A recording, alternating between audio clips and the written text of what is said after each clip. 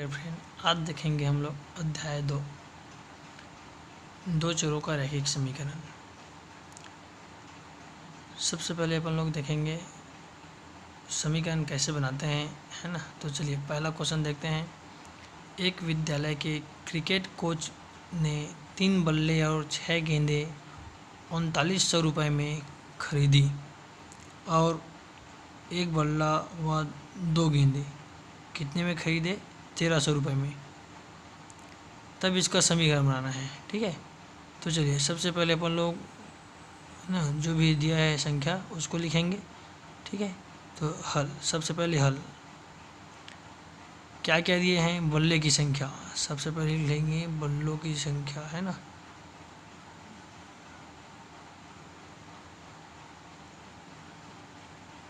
बल्ले की संख्या कितना दे रखा है? 3। और गेंदे की संख्या कितना?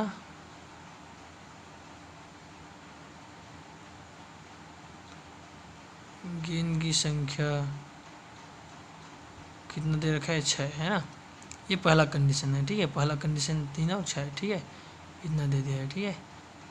तो माना, इसमें मानेंगे पहले बल्ले की संख्या कितना मान लेते हैं, कीमत, उनकी कीमत मान लेते हैं कितना? x मान लेते हैं, ठीक है। और गेंद की कीमत क्या मान लेते हैं? हम y मान लेते हैं, ठीक है। एक बल्ले की कीमत सबसे पहले मानना पड़ेगा, एक बल्ले की कीमत, एक बल्ले की कीमत बराबर क्या मान लेंगे? 100 रुपये मान लेंगे, ठीक है। 100 रुपये। और एक गेंद की कीमत कितना मान लेते हैं? y रुपये। एक गेंद की कीमत मान लेंगे y रुपया, ठीक है। y रुपया हो जाएगा। तब प्रश्नानुसार, ठीक है।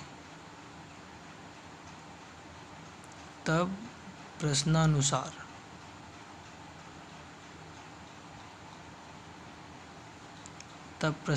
क्या हो जाएगा? प्रथम शर्त 2 टाइप से है ना, ध्यान रखेंगे, ठीक है। प्रश्नानुसार, प्रथम शर्त अनुसार यहाँ पर लिखेंगे। अब प्रश्नानुसार पर हम लोग मानेंगे एक बल्ले की कीमत 100 रुपये और एक गेंद की कीमत y, है ना। तो 2 शर्त है अपन के पास। पहला शर्त क्या है? 3 बल्ले और 6 गेंदें, कितना है कीमत उनका? 3900 रुपये। दूसरा शर्त है एक बल्ला और 2 गेंद, है ना, उसका कीमत कितना है? 1300 रुपये। तो 2 शर्त हुआ, तो पहला शर्त में जाएंगे, प्रथम शर्त में, है ना। प्रथम शर्त हेतु समीकरण, प्रथम शर्त हेतु समीकरण क्या बनेगा? अब देखो, एक बल्ले की कीमत 100 है, तो 3 बल्ले की कीमत कितना होगा? 3x होगा। तो 3 बल्ले की कीमत कितना लिख देंगे यहाँ पर? 3x हो जाएगा, ठीक है। कितना हो जाएगा? 3x हो जाएगा, ठीक है। और वैसे ही एक गेंद की कीमत क्या है? y है। तो 3 गेंद की कीमत कितना होगा? 6 गेंद की कीमत कितना होगा? 6y होगा, ठीक है। एक बल्ले की कीमत 100 है, तो 3 बल्ले की कीमत कितना? 3x। वैसे एक गेंद की कीमत y रुपये है, तो 6 गेंद की कीमत उसका गुणा करेंगे तो 6y हो जाएगा, ठीक है। तो शर्तानुसार समीकरण क्या बनेगा? 3x प्लस 6y बराबर 3900 रुपया, ठीक है। प्रश्न में दे दिया गया। प्रश्न में क्या दिया है? 3 बल्ले और 6 गेंद, उनका कीमत कितना है? 3900 रुपये।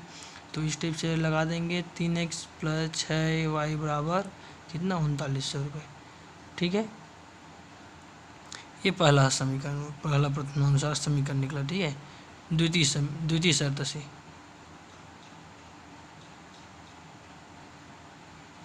द्वितीय शर्त हेतु समीकरण, है ना। इसका मतलब क्या है? शर्त हेतु समीकरण, द्वितीय शर्त हेतु समीकरण। द्वितीय शर्त हेतु समीकरण क्या होगा? 100 है ना, एक बल्ले की कीमत कितना माने हैं? 100 है, तो एक कम 100 हो जाएगा, प्लस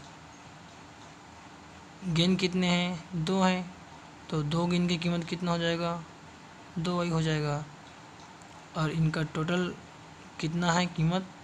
टोटल प्राइस है 1300 रुपये, तो ये 1300 रुपये हो जाएगा, ठीक है। समीकरण नंबर कितना बनेगा? दूसरा। तो इस टाइप से आपका आंसर निकलेगा, क्लियर है, समीकरण रूप में। तो इस टाइप से आपका आंसर निकल गया। ठीक है, पहला क्या है समीकरण 3x + 6y बराबर 3900 रुपये। दूसरा समीकरण क्या बना x + 2y है ना बराबर 1300 रुपये। चाहे तो समीकरण 1 में देखो, यहाँ से 3 और यहाँ से 3 कॉमन लेंगे है ना, और यहाँ से भी 3 कॉमन ले सकते हैं। तो देखो कॉमन लेंगे यहाँ से 3 और यहाँ से 3, इसको इधर मैं सॉल्व करता हूँ। 3 कॉमन लेंगे तो कितना बचेगा, अंदर में x बचा प्लस यहाँ पर 2y बचा बराबर 3900 रख देता हूँ मैं। ठीक है, अब x + 2y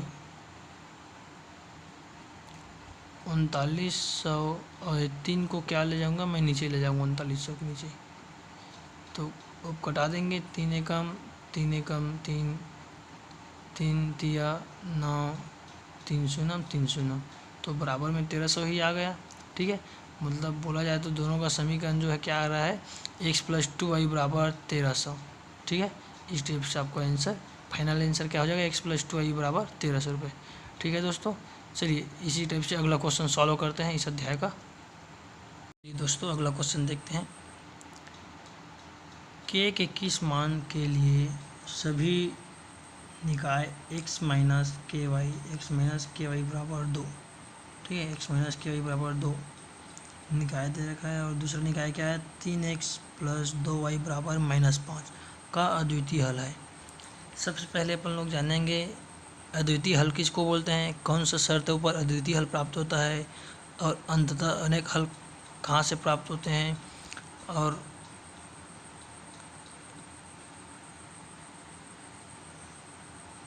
कोई हल नहीं है ना, एक कहाँ से प्राप्त होता है। ठीक है, तो इसके लिए अपन लोग कंडीशन जानेंगे। ठीक है, तो चलिए देखते हैं।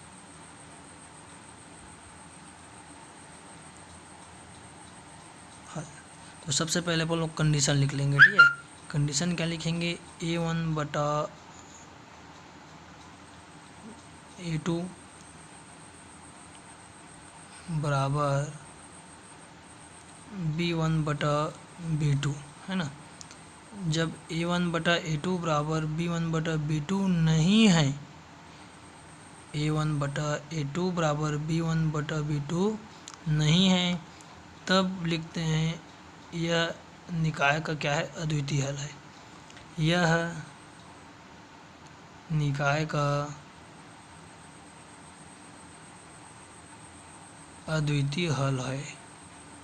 ठीक है, तो यहाँ पर a1 बटा a2 बराबर नहीं है b1 बटा b2, इसको फॉलो करना पड़ेगा। ठीक है, इसी को लेकर चलने पड़ेगा, वैल्यू को इसी में पुटअप करेंगे, तब जाकर क्या है अपना हल निकल पाएगा। ठीक है, चलिए सॉल्व करते हैं, आगे कंपेयर करेंगे सबसे पहले। ठीक है, तो यहाँ पर जानेंगे समीकरण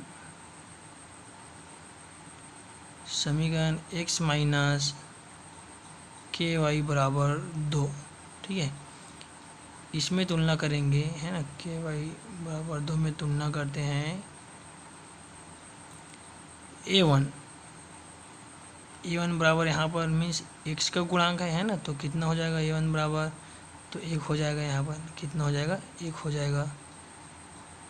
b1 मीन्स क्या है, k का गुणांक है ना, y का गुणांक है तो -k हो जाएगा। ठीक है, और c1 क्या है, अचर रूप है, तो c1 = कितना, 2 हो जाएगा। ठीक है, समीकरण देखते हैं। समीकरण सेकंड कितना है, 3x + 2y बराबर -5। 3x + 2y बराबर -5।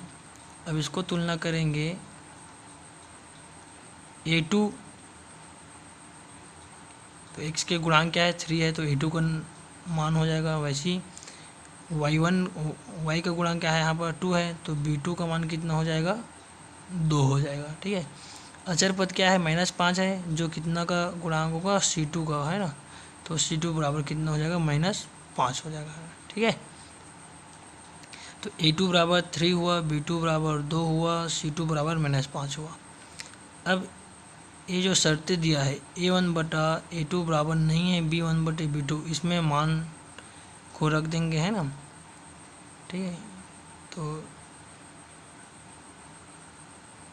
शर्त अनुसार है ना, शर्त अनुसार यहाँ पर इस टाइप से सिस्टमेटिक से लिखना पड़ेगा शर्तानुसार क्या है, A1/A2 बराबर नहीं है B1/B2, इसी में क्या है वैल्यू पुटअप कर देंगे। ठीक है, तो A1 का मान कितना 1 है, ठीक है, और B1 A2 का मान कितना है 3 है, और यहाँ पर क्या साइन बराबर नहीं है ना, इज इक्वल टू नॉट। ठीक है, और B1 का मान -k है, -k है। ठीक है, और B2 का मान कितना है -+2 है।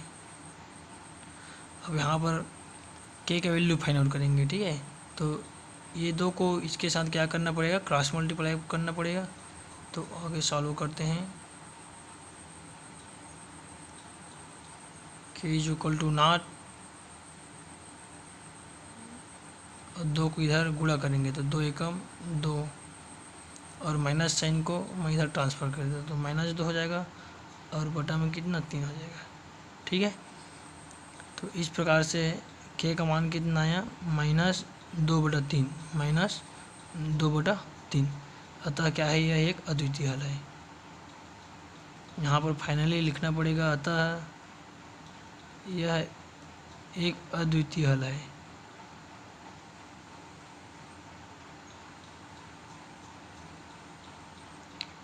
ठीक है, चलिए एक बार और समझते हैं। सबसे पहले अद्वितीय हल होने के लिए शर्तें अपन को जानना पड़ेगा। तो उसके लिए शर्तें हैं, A1/A2 बराबर नहीं है B1/B2। दोनों समीकरण दिया है x - ky बराबर 2, और वैसे दिया है 3x + 2y बराबर -5।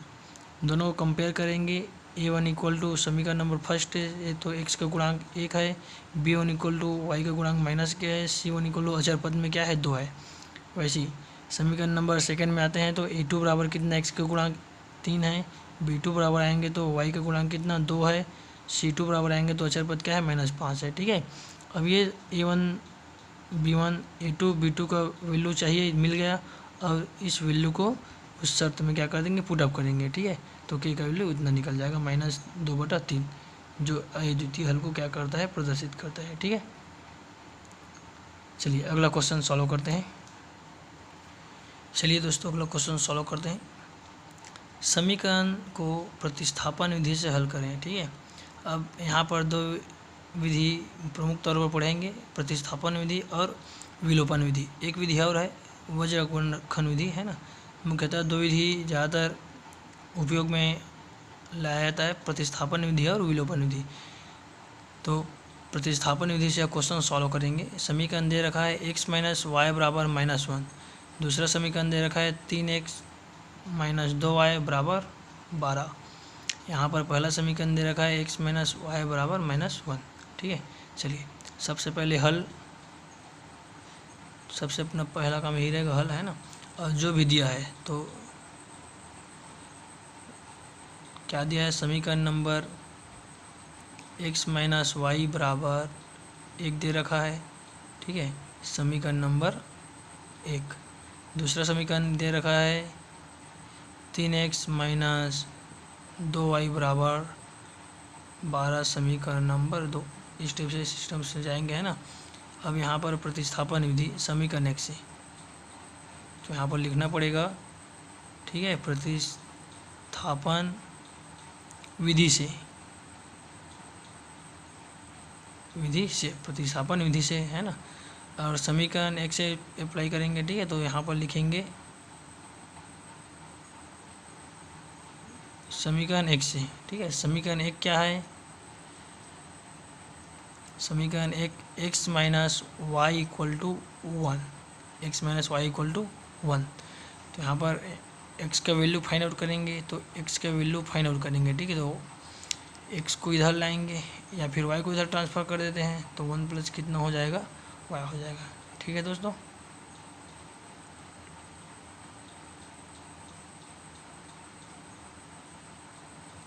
सॉरी ये वाला 1 जो है -1 में है ना, तो ये भी कितना होगा, -1 में होगा। ठीक है, चलिए तो x इक्वल टू y को उधर ट्रांसफर करेंगे तो y हो जाएगा, माइनस जो है तो प्लस में हो जाएगा, तो y -1। y माइनस 1, ठीक है। समीकरण नंबर 3 नाम देंगे इसको, समीकरण नंबर 3 नाम देंगे, ठीक है। अब समीकरण 1 से देखते हैं, x minus y equal to -1 है ना। अब इस मान को समीकरण 2 में प्रतिस्थापित कर देंगे, इस मान को समीकरण नंबर 2 में रखने पर, तो लिखेंगे यहाँ पर समीकरण 3 का मान, समीकरण 3 का मान समीकरण 2 में रखने पर, 2 में रखने पर, समीकरण 3 का मान समीकरण 2 में रखने पर, मतलब x का जो मान निकला है y माइनस 1 है ना, इस मान को समीकरण 2 में रखेंगे, 3x माइनस 2y बराबर 12 में, मतलब x की जगह क्या रखना है, y माइनस 1 रखना है। x की जगह, इस x की जगह क्या रखेंगे, y माइनस 1 रखेंगे, इस x की जगह y माइनस 1 रखेंगे, ठीक है। चलिए रखते हैं, 3y minus 1 minus 2y equal to 12 हो जाएगा ये, ठीक है। अगला क्वेश्चन सॉल्व, अगला स्टेप सॉल्व करते हैं। 3 का अंदर इंटू होगा तो 3y होगा, ये माइनस 3 का अंदर इंटू तो 3 1 जा 3 माइनस 2y, कोष्टक ओपन करेंगे तो कितना -2y हो जाएगा, इक्वल टू 12 होगा, ठीक है। इधर देखेंगे 3y ये है प्लस में है, ये -2y है माइनस में है ना, तो 3 में -2 कितना 1, ठीक है, तो y -3 हो जाएगा, इधर y -3 हो जाएगा, ठीक है। चलिए सॉल्व करते हैं।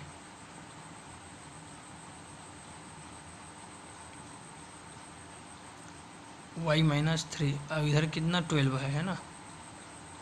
अब 3 को इधर पक्षांतर करेंगे तो पक्षांतर करने पर जो भी क्रियाविधि करेंगे उसको पूरा लिख कर बताएंगे, ठीक है। पक्षांतर करने पर तभी क्या है, पूरा नंबर मिल पाएगा, पक्षांतर करने पर।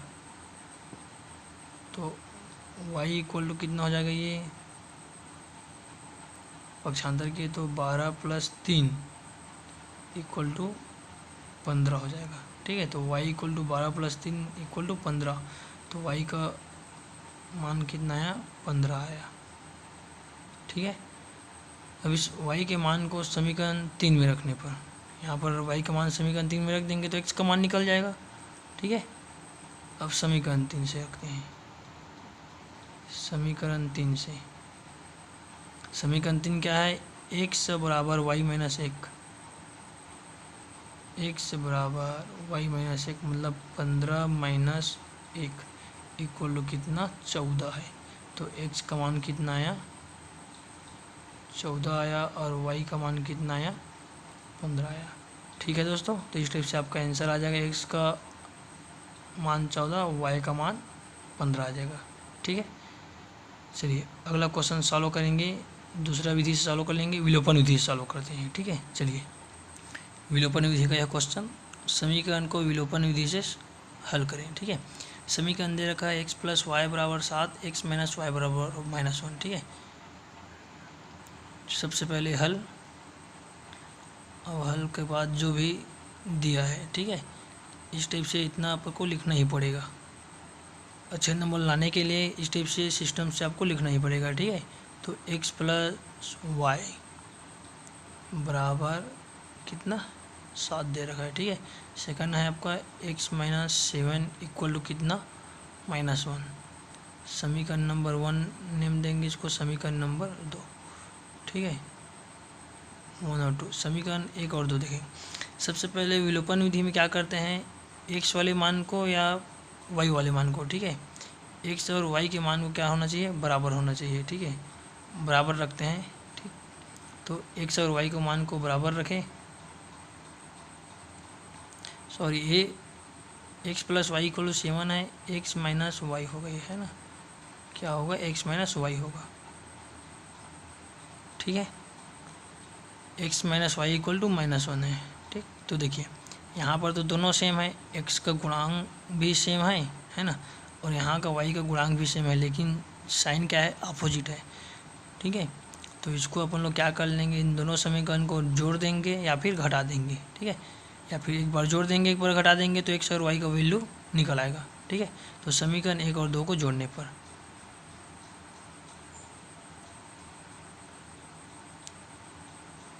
समीकरण 1 और 2 को जोड़ने पर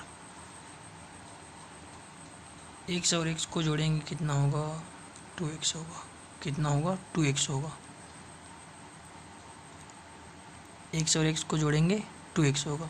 plus y minus y means 0 equal to 7 में -1 जोड़ रहे हैं ना, तो कितना हो जाएगा 7 - 1। ठीक है, तो 2x + 0। ठीक है, तो 0 को तो अपन लोग कितना भी जोड़ो इस संख्या में उसका मान में चेंज नहीं होता, परिवर्तन नहीं होता, तो इसको बराबर लिख देता हूँ। 2x बराबर 7 - 1 कितना 6। तो x का वैल्यू कितना हो जाएगा 2 एकम 2, 2 तिया 6। तो x का मान कितना आया 6 आया। x का मान कितना आया 6 आया। इस x के मान को समीकरण 2 में ही रख सकते हैं। ठीक है, तो यहाँ से अपन आगे सॉल्व करेंगे। x के मान को समीकरण 2 में रखने पर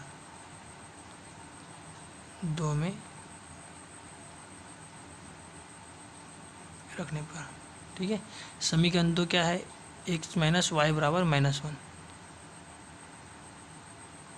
x का मान कितना निकाले हैं 3 निकाले हैं, -y इक्वल टू -1 -y है। -y को मैं इधर पक्षांतर करूँगा है ना, और 1 को इधर पक्षांतर कर दूँगा। तो पक्षांतर करने पर यहाँ पर पूरा लिखना पड़ेगा, पक्षांतर करने पर तो y को इधर पक्षांतर किए और 1 को इधर पक्षांतर किए तो -y है तो +y हो जाएगा। और 3 तरफ है ना, -1 इधर है तो इधर पक्षांतर किए तो +1 हो जाएगा। 3 + 1 = 4। ठीक है, तो y का वैल्यू कितना आया 4 आया। ठीक है, और x का वैल्यू कितना आया 3 आया। x का वैल्यू कितना आया। ठीक है, इस टाइप से आपका आंसर हो जाएगा x बराबर 3 और y बराबर 4। ठीक है दोस्तों, x बराबर 3 और y बराबर 4। एक बार और आराम से देखते हैं। x + y बराबर 7, x - y बराबर -1। इस टाइप से आपको दिया है ना, इतना तो आपको लिखना ही पड़ेगा। दिया है, जो भी दिया रहेगा उसको अपन लोग यहाँ पर लिखेंगे। x + y = 7, x - y = -1। ठीक है, समीकरण 1 और 2 नाम देंगे। विलोपन विधि में क्या होता है, इस x का गुणांक जो भी हो है ना, और दूसरे समीकरण में x का गुणांक जो भी है, इन दोनों को समान करना रहता है, या फिर y के गुणांकों को समान करना रहता है। तो यहाँ पर तो पहले से ही समान है ना, तो इसमें कोई किसी भी संख्या का गुणा करने का कोई ज़रूरत नहीं। ठीक है, तो इस समीकरण 1 और 2 को क्या कर देंगे, जोड़ देंगे। समीकरण 1 और 2 को जोड़ेंगे तो x और x कितना 2x हो जाएगा, और +y - y दोनों को जोड़ेंगे, चिन्ह क्या है विपरीत है, तो दोनों क्या एक दूसरे से घट जाएगा, मतलब 0 हो जाएगा उसका मान। बराबर 7 में 1 घटेगा तो कितना आएगा 6 आएगा। तो 2x बराबर कितना 6। अब तो x बराबर कितना होगा, x बराबर 3 हो जाएगा है ना, 2 एकम 2 तिया 6। इस x के मान को समीकरण नंबर 2 में रखेंगे, इसमें रख देंगे। ठीक है, x के मान को समीकरण 2 में रखेंगे तो y का मान निकल जाएगा। तो 3 - y बराबर -1। ठीक है, पक्षांतर करेंगे, y को इधर लाएंगे और 1 को इधर लाएंगे, तो y भी प्लस में हो जाएगा और 1 भी प्लस में हो जाएगा। तो y बराबर 3 + 1 = 4। तो y = 4 और x का वैल्यू कितना लाए हैं 3 लाए हैं। तो इस टाइप से x का वैल्यू 3 और y का वैल्यू 4। ठीक है, चलिए अगला क्वेश्चन अगले वीडियो से। तो आप लोग बने रहिए हमारे यूट्यूब चैनल डायरेक्शन क्लासेस में। धन्यवाद।